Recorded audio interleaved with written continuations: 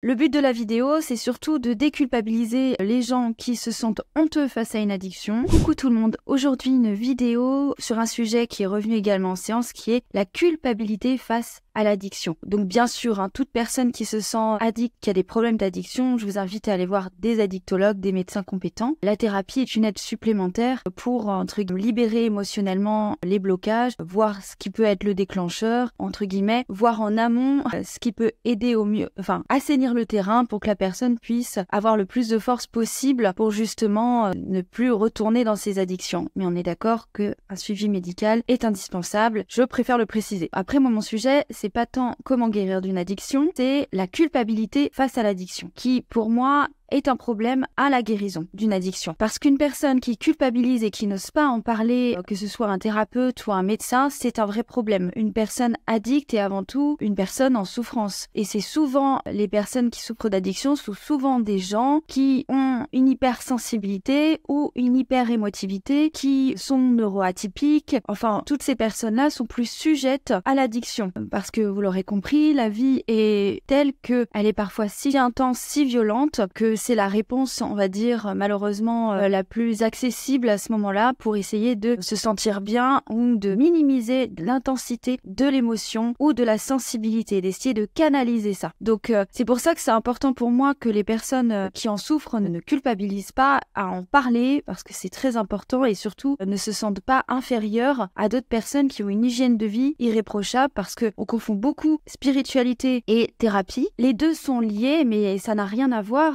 Et les personnes qui vont se dire très très spirituelles avec une hygiène de vie parfaite peuvent, on va dire, donner des complexes parce qu'elles vont parler de ce qu'il faut faire, de ce qu'il faut pas faire. Et là, on n'est pas dans le cadre de la thérapie, le il faut, c'est pas ça, c'est on voit, on traite, on parle, on discute, on libère, on nettoie. Mais bien sûr qu'avec des il faut, je dois, malheureusement, on ne guérit pas une addiction parce que c'est beaucoup plus complexe que ça. Même si on est d'accord, la volonté et l'envie d'y arriver est indispensable. Ça, c'est évident. Donc, c'est surtout que les personnes qui arrivent à avoir une hygiène de vie irréprochable ont soit un parcours de maturité émotionnelle tel qu'ils en sont là aujourd'hui et c'est parfait pour eux, ils ont libéré, ils ont nettoyé et ils en sont là. Et il y a aussi ceux qui ont un mental très fort et qui ont la notion de contrôle qui est extrêmement forte, mais dans le bon sens du terme. La notion de contrôle, c'est pas toujours un gros mot. Au contraire, des gens dans le contrôle qui arrivent justement à maîtriser certaines pulsions sont très forts et utilisent le contrôle à bon escient. Maintenant, on est tous très différents. La différence de personnalité peut se voir à travers différents outils, soit l'énéagramme, soit...